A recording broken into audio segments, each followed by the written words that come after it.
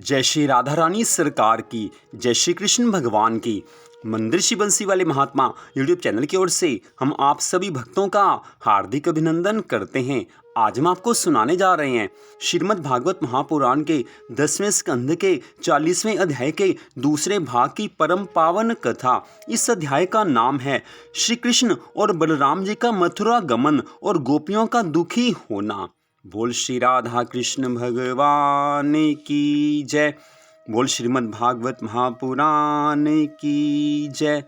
पिछले अध्याय की कथा में आपने सुना था कि किस प्रकार सब गोपियां भगवान जी के साथ होने वाले विरह के बारे में सोचकर दुखी हो रही हैं। अब उससे आगे की कथा श्री सुखदेव जी महाराज आगे की कथा का वर्णन करते हुए कहने लगे हैं कि हे राजा परीक्षित, इस प्रकार सभी ब्रज बालाएं विलाप कर रही हैं और सब लोक लाज त्याग कर उच्च स्वर से हे माधव, हे मुकुंद, हे गोपी वल्लभ, हे मुरली मनोहर आदि नाम लेती हुई उन्हें अपना दुख सुना रही हैं। उनकी ऐसी हालत देखकर अक्रूर मन में बहुत चिंतित हुए हैं। तब बड़ी कठिनाई से उन्होंने रथ पर चढ़कर रथ को आगे बढ़ाना चाहा, परंतु उन ब्रज गोपियों ने आगे बढ़कर उस रथ के घोड़ों को पकड़ लिया तथा अत्यंत करुणापूर्ण वाणी में इस प्रकार कहा है कि हे गोपिका वल्लभ, तुम अपनी गोपियों को अपने विरह सागर में डुबाकर कहाँ चले जा रहे हो? तुम्हें यदि जाना ही है तो हमें भी अपने साथ ले चलो। हमने अपने कुल परिवार की लज्जा त्याग कर तुमसे प्रीति लगाई है, फिर तुम ऐसा निर्दयतापूर्ण व्यवहार क्यों कर रहे हो? यदि तुम अक्रूर के साथ ना जाओ तो कंस तुम्हारा क्या बिगाड़ सकता है? हे अक्रूर जी, हमें ये पता नहीं था कि आप इतने कठोर हो। यदि आप हमारे प्राण प्यारे को मथुरा में लेकर जाना ही चाहते हैं तो आप इस रथ के पहियों को हमारे ऊपर चला दो, फिर हमारे प्राण निकल जाने पर इनको खुशी से मथुरा ले जाना। हे राजा परीक्षित, एक और गोपियों की तो ये दशा थी और दूसरी ओर उसी समय यशोदा और रोहिणी रोती हुई वहां पर आ पहुंची हैं और अक्रूर जी से इस प्रकार कहने लगी हैं कि हे अक्रूर, तुम मेरे कन्हैया को मथुरा किस लिए लेकर जा रहे हो? भला मैं इसके बिना किस प्रकार जीवित रह पाऊंगी? फिर यशोदा जी ने श्री कृष्ण जी से कहा कि हे पुत्र, तुम मुझसे प्रीति छोड़कर क्यों जा रहे हो? तुम इस प्रकार तड़पती हुई अपनी माता को छोड़कर मत जाओ।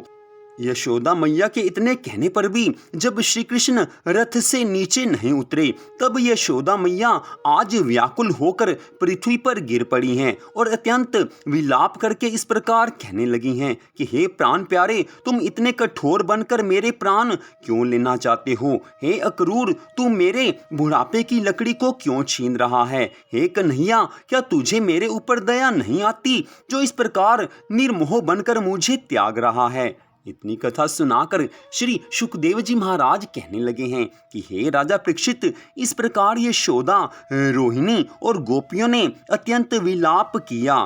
तब श्री कृष्ण जी ने हंसते हुए रथ से नीचे आकर इस प्रकार कहा है कि हे प्रियजनों, तुम कुछ सोच मत करो, मैं तो तुम्हारे कार्य को सिद्ध करने को ही मथुरा जा रहा हूँ।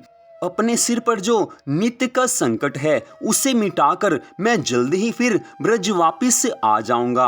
यशोदा जी श्री श्याम सुंदर को अपने कंठ से लगाकर अत्यंत करुणा भरे स्वर में कहने लगी हैं कि हे पुत्र, तुम धनुष यज्ञ देखकर सीधे यहीं चले आना, अपनी माता को मत भूल जाना।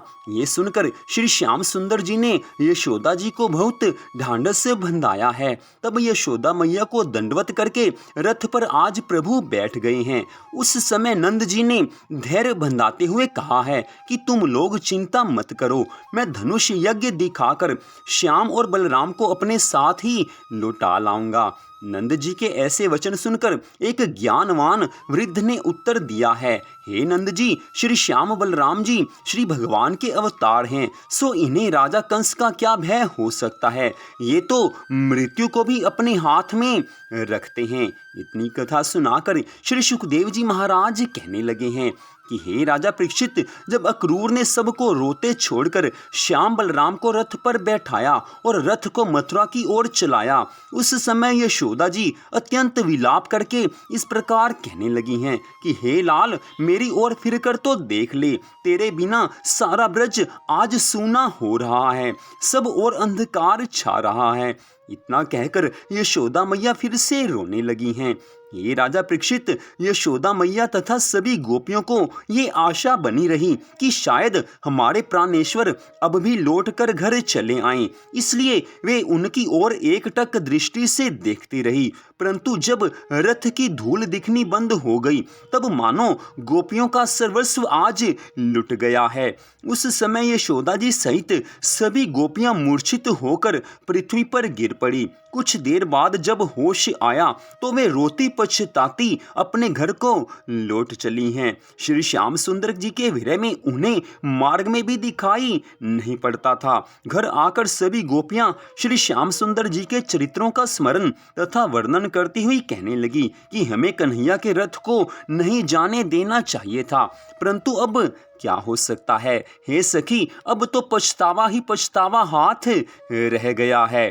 और उधर अक्रूर अपने हृदय में ये विचार करने लगे हैं कि मैंने ये बड़ा बुरा काम किया है कि कंस के षड्यंत्र की जानकारी रखते हुए भी आज प्रभु को मथुरा लेकर जा रहा हूँ। यदि कंस ने उन्हें मार डाला तो मैं कहीं भी मुंह दिखाने लायक नहीं रहूंगा।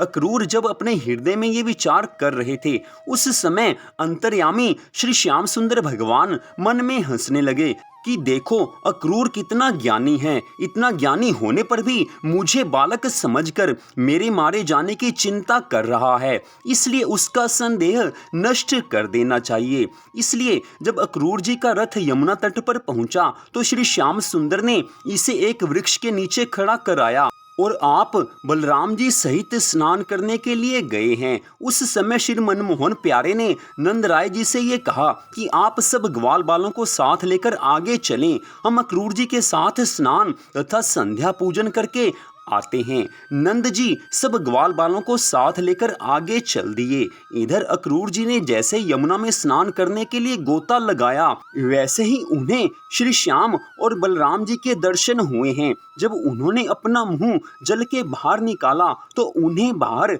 श्री कृष्ण जी रथ पर बैठे हुए दिखाई दिए। दूसरी तथा तीसरी बार उन्होंने जब फिर पानी में गोता लगाया तो उन्होंने यही देखा कि श्री श्याम सुंदर लक्ष्मी जी सहित मस्तक पर तिलक चंदन लगाए, पीतांबर तथा यज्ञोपवीत धारण किए, चतुर्भुजी स्वरूप बनाए शेष जी की शैया पर विराजमान हैं। वे अपने घुंघराले बालों पर किरीट मुकुट धारण किए, कानों में कुंडल पहने, मंद मंद मुस्कुराते हुए, विशाल वक्ष स्थल और भुजाओं वाले अत्यंत सौंदर्यवान दृष्टि गोचर हो रहे हैं। अक्रूर जी ने देखा कि ब्रह्मा, शिव, इंद्र, वरुण, कुबेर आदि देवता, 9 योगीश्वर, देवऋषि नारद, मार्कंडेय, भृगु आदि तथा सनकादिक आदि सभी ऋषि, गरुड़, 8 वसु, काल, 24 तत्व, ध्रुव, प्रहलाद आदि भक्तगण, वेद व्यास, 49 पवन, 8 दिक्पाल, 7 द्वीप, अग्नि, 7 समुद्र, 12 सूर्य, चंद्रमा, कामधेनु, गंधर्व, गंगा, यमुना, सरस्वती आदि नदियां, अरुंधति, वशिष्ठ, सभी व्रत, तीर्थ आदि अपना अपना स्वरूप धारण किए उनके सामने हाथ जोड़े खड़े हुए स्तुति कर रहे हैं। ब्रह्मा आदि देवता श्री कृष्ण जी के तेज को सहन करने की सामर्थ्य न रखने के कारण चित्र लिखे से मौन खड़े हुए हैं। श्री श्याम सुंदर जिसकी ओर अपनी कृपा दृष्टि से देखते हैं, वही अत्यंत प्रसन्न होकर प्रभु का गुणानुवाद गाने लगता है। उनमें से तो कोई श्री कृष्ण जी के ऊपर चमर ढुला रहा था और कोई धूप दीप आदि अनेक सुगंधित वस्तुएं अर्पित करके पुष्पमालाएं पहना रहा है। हे राजन, जब अक्रूर जी ने जल के भीतर श्री कृष्ण जी की ये महिमा देखी तो उन्हें यह पूर्ण विश्वास हो गया कि श्री कृष्ण पूर्ण ब्रह्म के अवतार हैं। तदुपरांत वह अपने हृदय का सब संदेह त्याग कर हाथ जोड़कर भगवान जी से कहने लगे हैं कि हे प्रभु, आपकी लीला अपरंपार है, आप सबके स्वामी हैं, आप सब पर कृपा करने वाले हैं, मैं आपकी शरण में हूँ। इतनी कथा सुनाकर श्री सुखदेव जी महाराज कहने लगे हैं कि हे राजा परीक्षित, जो मनुष्य इस कथा को प्रेम पूर्वक पढ़ता, सुनता या सुनाता है, उसे भगवान श्री मुरली मनोहर के दर्शन प्राप्त होने का फल मिलता है। तो यहीं पर श्रीमद् भागवत महापुराण के 10वें स्कंध के 40वें अध्याय की कथा का विश्राम होता है। आज की इस कथा को सुनने के लिए आप सबका हार्दिक धन्यवाद। भगवान श्री राधा कृष्ण जी की श्रीमद् भागवत महापुराण की सभी ब्रज गोपियों और ग्वालों की अनंत कृपा सदा आप सब पर, आपके परिवार पर बनी रहे, इसी मंगल कामना के साथ जय श्री राधा रानी सरकार की, जय श्री कृष्ण भगवान की, जय ब्रज के सभी गोपी ग्वालों की, जय श्रीमद् भागवत महापुराण की, जय श्री सुखदेव जी महाराज की। जय जय श्री राधे, जय जय श्री राधे, जय जय श्री राधे श्याम।